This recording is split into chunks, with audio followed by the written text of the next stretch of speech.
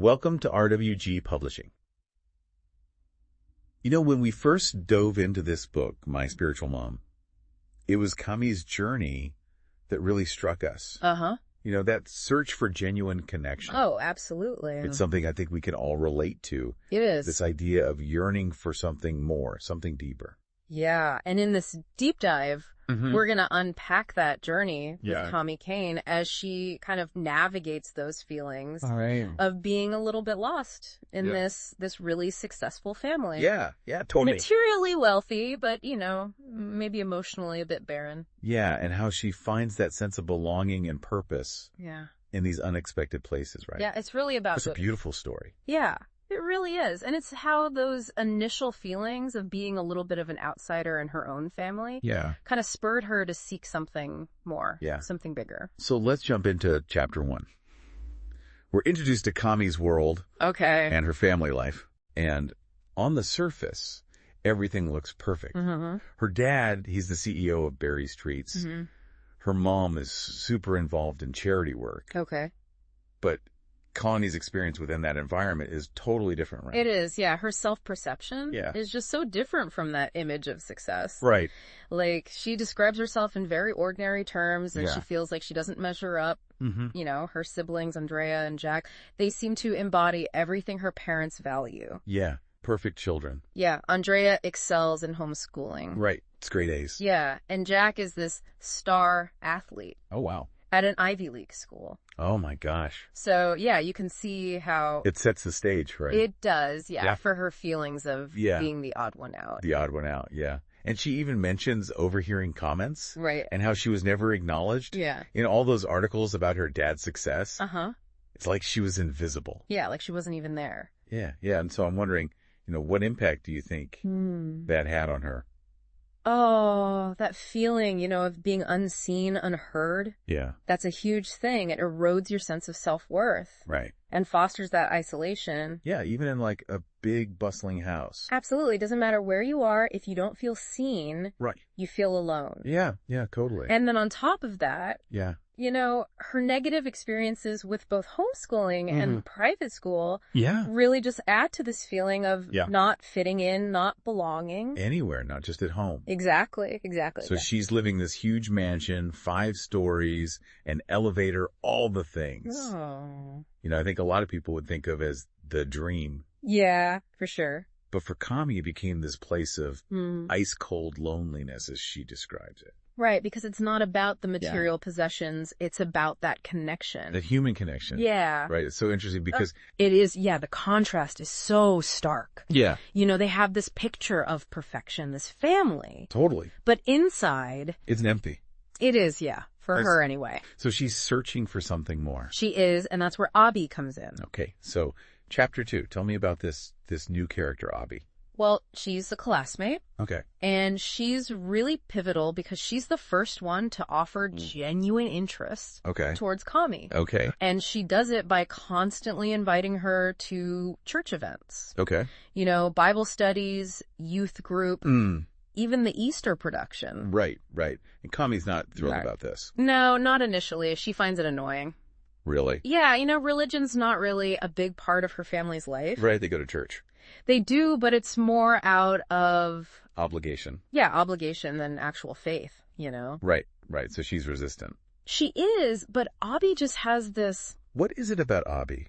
You know, she's just joyful and warm. She just radiates it. Okay, so she's drawn to that. Yeah, and her mom, too, Mrs. Baker. She's the same way. Okay, so it's like a different energy. Totally different from what she's used to.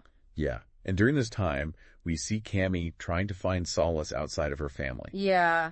She volunteers at the front desk after school. Okay. Which is interesting because... It's escape, right. Yeah, I think it's more than just filling time. It's about being somewhere else. Yeah. Somewhere she feels useful. And this is where she meets Mrs. Komsky. Yes. The guidance counselor. Yeah, and they start therapy sessions. Okay, so she's actively looking for support. She is, beyond her immediate family. Yeah. Which is, I think, really significant. So in chapter 3, we get a deeper look into Kami's home life. Okay. And Rodgers refers to it as this kind of domestic discord. Right. There's a lot of tension. Yeah. What's going on with their parents' relationship? Well, they argue a lot, mostly about money. Okay. And there's just this emotional distance between them. Yeah. No real connection. No, not really. And Kami's way of coping is to just get away.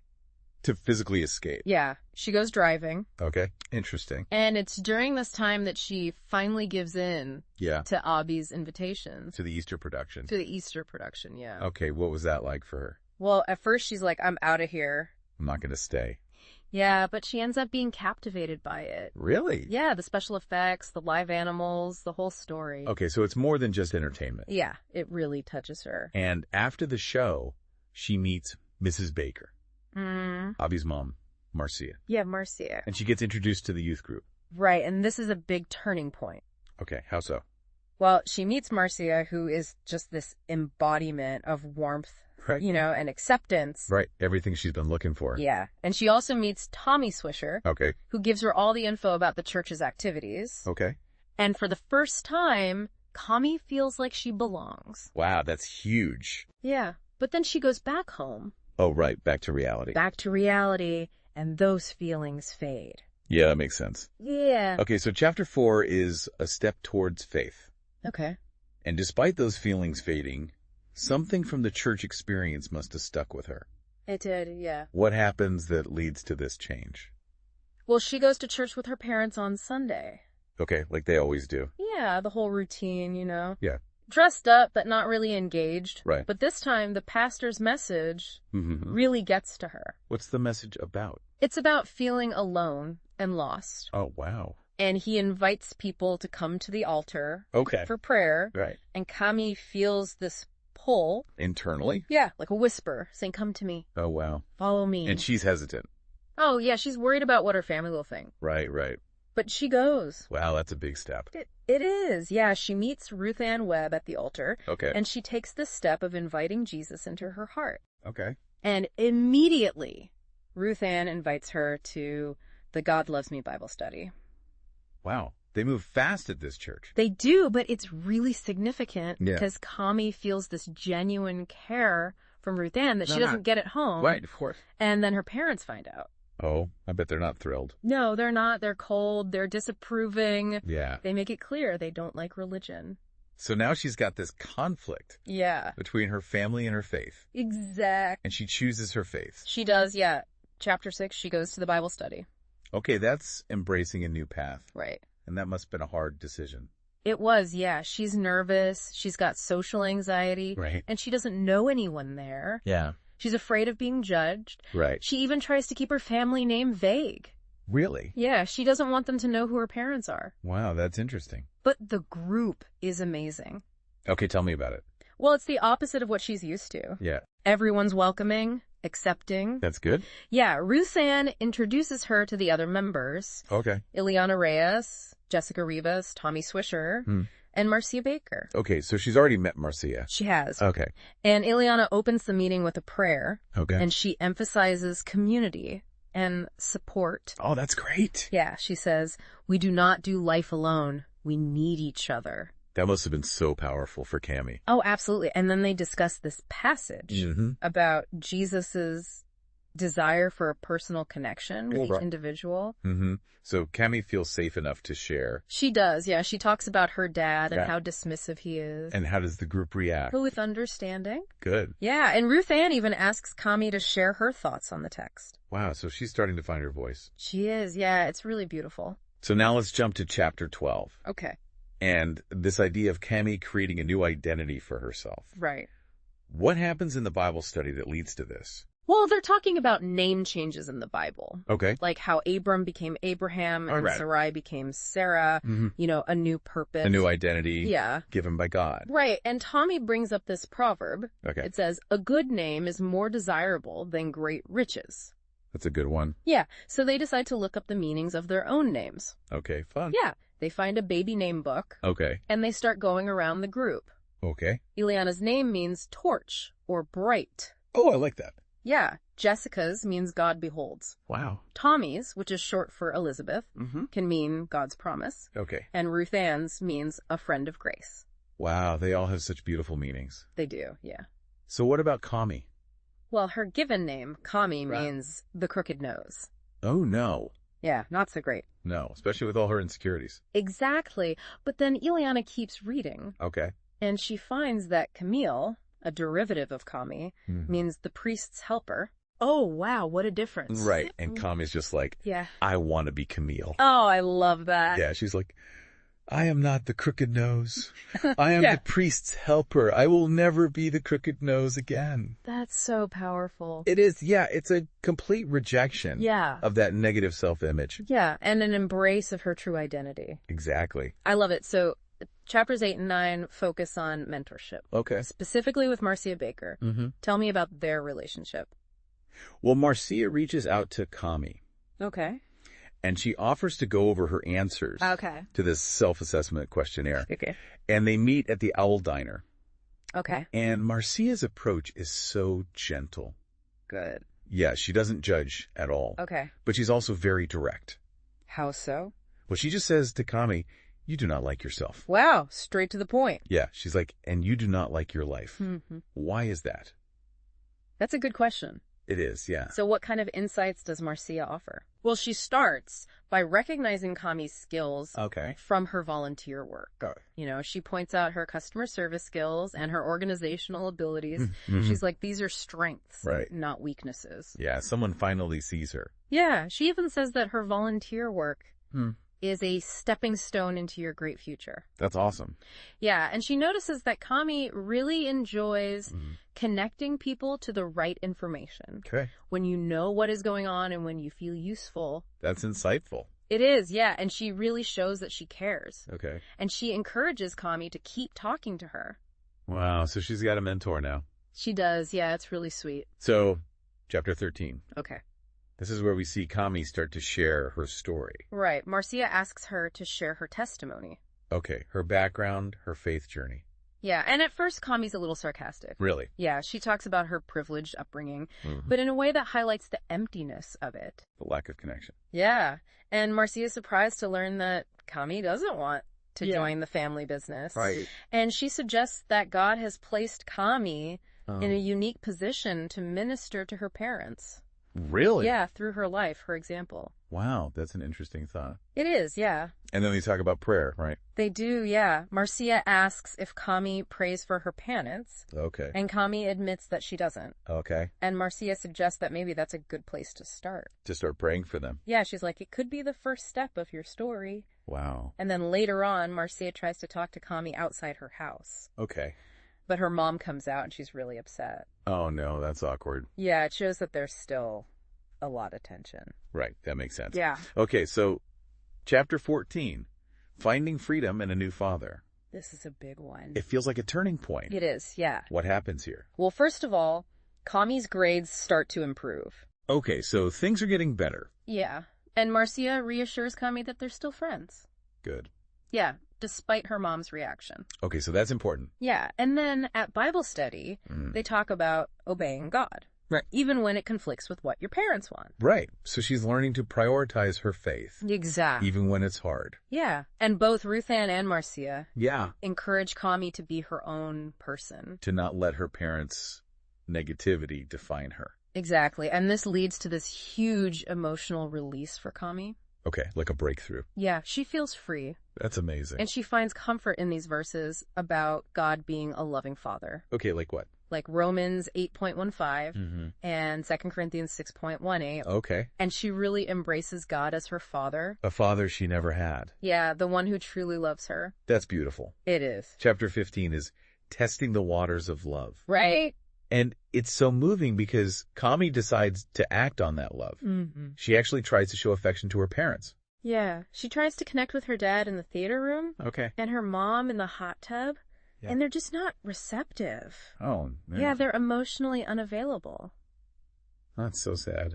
It is, but even though she's rejected, she feels this inner peace in the sense of being loved by God. Wow. So she's finding that love. She is. Even though it's not from her family. Exactly. And then we move into chapters 16 and 17. Okay. Hesitation and a shift in calling. Right. Ruth Ann sees something in Kami. Yeah, she calls it a Mary spirit. Okay. And she invites her to join the prayer team at church. Okay. but Kami's nervous. She's not sure she can do it. Yeah, she doesn't feel equipped to pray for others. Right. And then during a Wednesday night service, she has a panic attack. Oh, no. Yeah, and she has to leave the sanctuary. Wow. Yeah, so she realizes maybe the traditional prayer thing isn't her gift. But Ruth Ann is understanding. Oh, total. Yeah, she reassures Kami that there are other ways to serve. Right, and that everyone has unique gifts. Exactly. So in chapter 20, discovering her place to serve. Yeah. Kami finds her niche, right? She does. She starts volunteering at the guest center. Okay, with Tommy. With Tommy, yeah. Okay. And she's nervous at first. But she's good at it. Yeah, she's surprisingly good at connecting with people. That's great. And she realizes that she feels like she has spiritual moms. Oh, wow. At the church. That's beautiful. It is, yeah. And then she has this conversation with her parents. No. Yeah, they're still not happy. They want her to do something else. Yeah, they try to control her future. But she's not having it. No, she's finding her own way. Yeah, good for her. And she's got the support of the church. Right, that's so important. Yes. Okay, chapters 24 and 25, this is all about forgiveness. It is, yeah. Kami's not feeling super comfortable at the guest center anymore. Okay. So she talks to Tommy about it, and Tommy encourages her to explore different options. Yeah. She's like, find what you enjoy. Mm-hmm. And she suggests that maybe Kami could co-lead a small group. Okay. And Kami's like, no way, I'm too young, I don't know enough. Right. But then she gets a call from Lori Lester. Okay. Inviting her to co-lead their Freedom 5 group. Okay, what's that about? It's all about letting go of offenses. Okay. And forgiveness. Wow. Heavy stuff. It is, yeah. And Kami's really resistant. To forgiving her parents. Especially that, yeah. Yeah. But Chuck and Lori, they talk about the benefits of forgiveness for Kami's own well-being and her relationship with God. Yeah, it's not about them. Exactly. It's about her. Yeah, so Kami starts to take steps towards forgiveness. Okay. She even prays for her parents. Wow, that's huge. It is, yeah, and she realizes that she doesn't need their approval anymore. That's so powerful. It is, yeah, she's free. So now we're in chapters 26 and 27 at New Beginning and sharing her story. Yeah, it's Tammy's last day volunteering at the school, and Miss Komsky gives her this really sweet card. A goodbye card. Yeah, she says she's been inspired by Cammie's faith. Oh, wow. And that she's going back to church. Wow, that's amazing. It is, yeah. And then Cammie moves out. Really? Yeah, into the guest house on her parents' property. Okay, so she's still there, but she's got some space. Exactly. And she keeps praying for her parents. Okay. But she's not trying to change them anymore. She's letting go. She is, yeah. She's trusting that God will work in their lives. And she's actively involved in the Freedom 5 group. Yes. Sharing her testimony. And she's fully embraced her new identity as Camille. Daughter of the Most High. Yeah, not defined by her family anymore. That's so awesome. It is. So the epilogue, this is where we see where she ends up. Right. She's having lunch with Marcia at the Owl Diner. Okay. And she's reflecting on how much she's grown. And she says she wants to make a difference in the world. Yeah, she wants to share her story. Okay. And maybe even write books. Oh, that's great. Yeah, to help others find freedom. I love that. And her perspective on her parents has changed. How so? Well, she's forgiven them. Yeah. And she's given them to God. Okay. But she's also maintaining healthy boundaries. Right, that's so important. It is, yeah. And she trusts that God will answer her prayers. In His time. In His time, exactly. So she's found peace. She has, yeah. And the epilogue ends with her getting ready to participate in the church's Easter production. Oh, wow. Yeah, a symbol of new life. That's beautiful. Yeah. And we also learned that she's been working with a writer. Really? Yeah, to share her story. So that's how this book came to be. Exactly. Wow, that's so cool. It is, yeah. So Cammie's journey is a testament to finding belonging and purpose beyond those family expectations. It's about the transformative power of faith. Yes. And finding a supportive community. A spiritual family. Yeah. We encourage all of our listeners to check out this incredible book. My Spiritual Mom. By Sunshine Rodgers. Yes, you can find the link on Amazon. In the show notes, yeah. In the show notes. And we'd love to know what resonated with you about Cammie's story. Absolutely. What steps might you feel inspired to take in your own life? Yeah. Thank you so much for bringing this book to us. Oh, thank you for having me. And thank you for listening to the Deep Dive Podcast.